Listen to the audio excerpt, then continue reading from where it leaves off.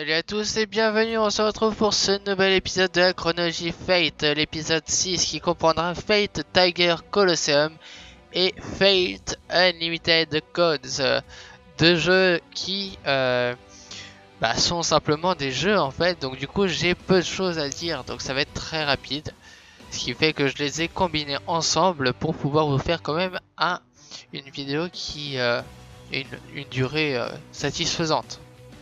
Sans plus attendre, commençons avec Fate Tiger Colosseum. Fate Tiger Colosseum est un jeu de combat 3D basé sur le visual novel Fate Stay Night, sorti sur PlayStation Portable par Capcom et Cavia Incorporation en collaboration avec Deep Moon. Une suite du même jeu a été nommée Fate Tiger Colosseum Upper.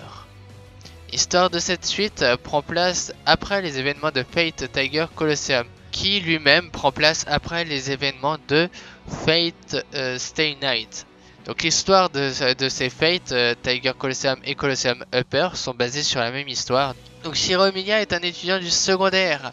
Un jour, il assiste malheureusement à un étrange affrontement entre deux guerriers féroces. Cet événement changea sa vie, qui en fait l'impliquera dans la bataille pour la conquête du Saint Graal, à laquelle il sera assisté par le servant Saber. Si d'abord ses compétences en tant que mage sont très médiocres, grâce à Rin Tosake et son servant Archer, il apprend une technique unique qui lui permet de battre l'avant-garde.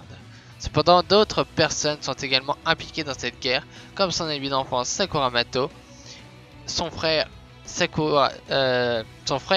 Shinji Mato et leur enseignant Taiga Fujimura. Les personnages jouables de ce jeu sont pour la majorité des personnages de Fate Stay Night, ainsi que les personnages principaux de Fate Hollow Ataraxia, qui sont Bazette, Fraga McCrevitz et Karen Hortensia. Un personnage bonus a aussi été ajouté dans la sélection des personnages, il s'agit de Saber Lion, une version parodique de Saber vêtue d'un costume de lion. La seule chose qu'elle prononce sont des grognements qui sont censés représenter le rugissement d'un lion.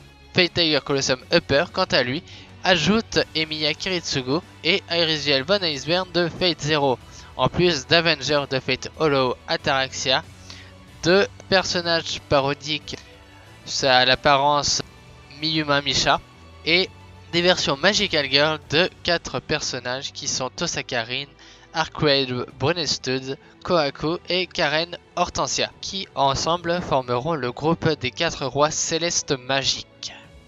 Donc là, on en a terminé pour Fate Tiger Colosseum et on va s'attaquer sans plus attendre à Fate Unlimited Codes. Fate Unlimited Codes est un jeu vidéo de combat mixte 2D 3D produit par Cavia, développé par Aisling et distribué par Capcom. Il met en scène des personnages provenant de la licence Fate, principalement du visual novel Fate Stay Night. Il utilise le moteur physique Renderware. Donc petit contexte de publication, comment est-ce que le jeu est sorti et autres, où est-ce qu'il est disponible sur quelle plateforme, c'est parti. Le jeu vidéo sort au Japon le 11 juin 2008 sur borne d'arcade Namco System 246. Le 18 décembre 2008, il sort sur PS2 avec 4 personnages supplémentaires.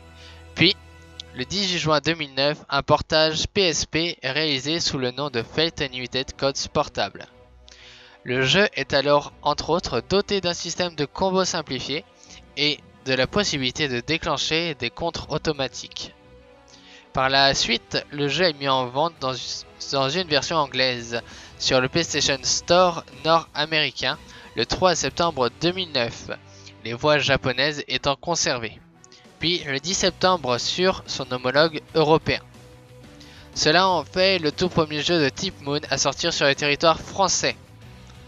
Le 30 mai 2012, Capcom USA annonce que du fait du non-renouvellement de la licence, le jeu ne sera plus disponible à la vente sur le PlayStation nord-américain à compter du 12 juin 2012. Donc, la petite histoire du jeu. Donc le mode arcade de chaque personnage est constitué de 8 combats en 2 manches gagnantes contre 8 personnages différents agrémentés de 4 dialogues en introduction, avant le boss intermédiaire et avant le boss final, ainsi que après la victoire de ce dernier. Les petites histoires développées se basent chacune sur une partie de l'histoire de Fate Stay Night et retracent donc la guerre du Saint Graal de différentes façons, avec quelques exceptions, Lancer Zero n'a pas d'histoire qui lui est propre et donc pas de dialogue. A l'exception des boss du 4ème et du 8ème combat, ainsi que le 7ème pour l'Aezrith, les adversaires lors de chaque combat sont choisis aléatoirement par le jeu.